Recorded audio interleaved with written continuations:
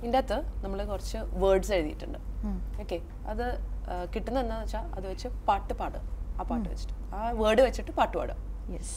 Okay.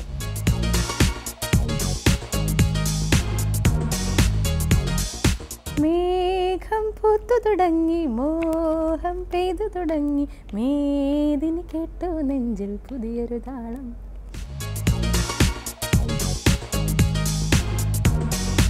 ചിരിച്ചിരിയോ നിന്നും വരച്ചിരിയിൽ പിറന്നാൾ പിറയോ, തുടി തുടിയോ നീ തൊടു തൊടു തൊടുക്കുന്ന തിരുവാതിരയോ.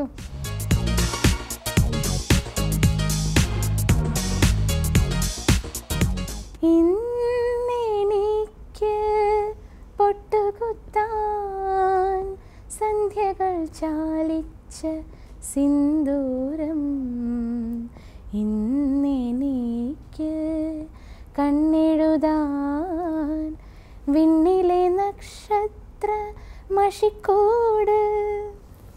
ഹണിബിയിൽ ഒരു നല്ലൊരു പാട്ട് പാടിയിട്ടുണ്ടല്ലോ, എനിക്ക് ഭയങ്കര ഇഷ്ടമുള്ള നിയോ എന്ന് പറയുന്നത് അല്ലേ? നിഴലറിയാതെ നിറമണിയോ ഒരു പിടി കനവിലായി നിൻമുഖം, മനമറിയാതെ നിലവുകളിൽ ഇരവിലെ കുളിരുപോൽ നീ വരൂ.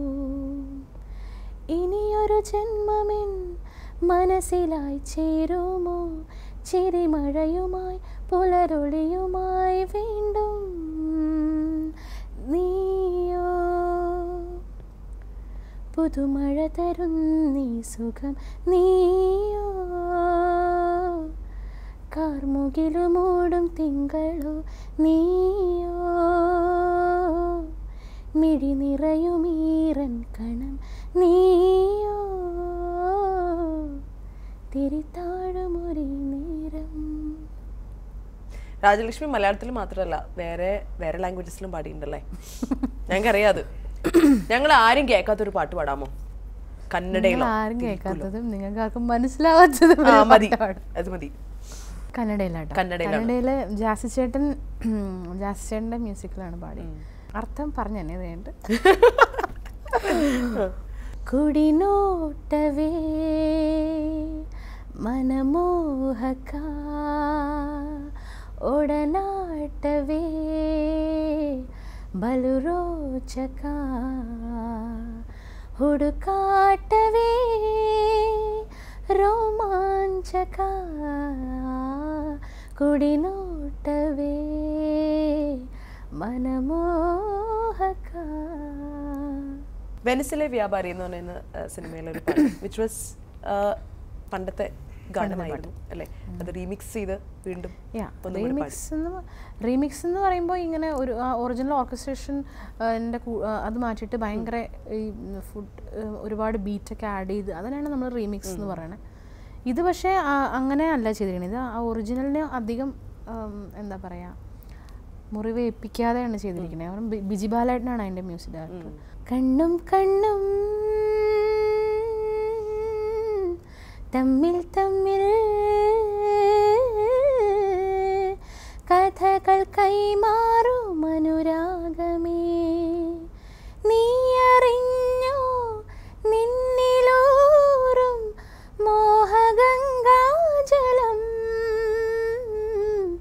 മധുരദേവാമൃതം മധുരദേവാമൃതം. ഫ്യൂച്ചർ പ്രോജക്ട്സ് എന്തൊക്കെയാണ്? ഞാൻ അഫ്സൽ ചേട്ടന് വേണ്ടിയിട്ട് ഒരു പാട്ട് പാടിയിട്ടുണ്ട്, ഈ യാത്രയിൽ എന്ന് പറഞ്ഞ സിനിമ. അത് ഏറ്റവും അതിൻ്റെ പ്രത്യേകത എന്താണെന്ന് വെച്ചാൽ യൂസഫ് അലി കേച്ചേരി സാറാണ് അതിൻ്റെ ലിറിക്സ്. സാറ് വളരെ അടുത്ത് നമ്മളെ പിരിഞ്ഞു പോയി. അപ്പോൾ സാറിൻ്റെ അവസാനത്തെ വർക്കാണത്.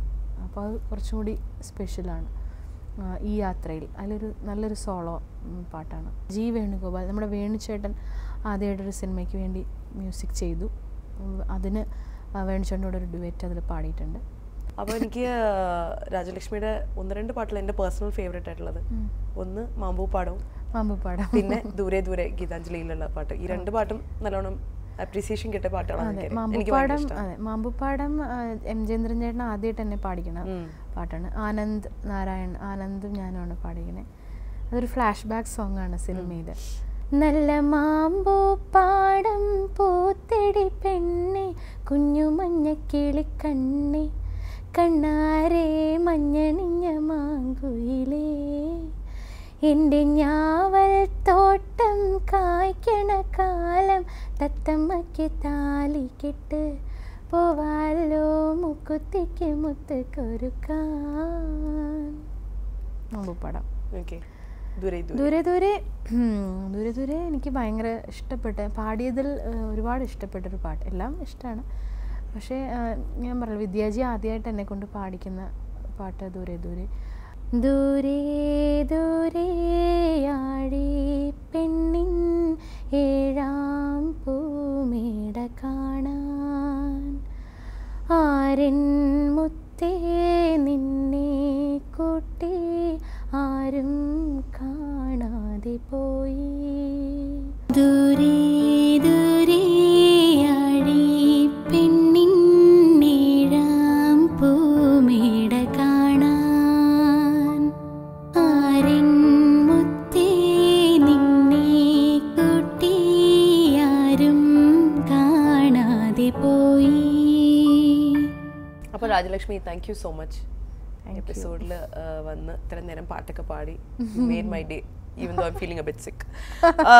Thank you. Hope to see you once again on Star Jamash. All right, thank you so much. Thank you so much. മുത്തേ നിൻ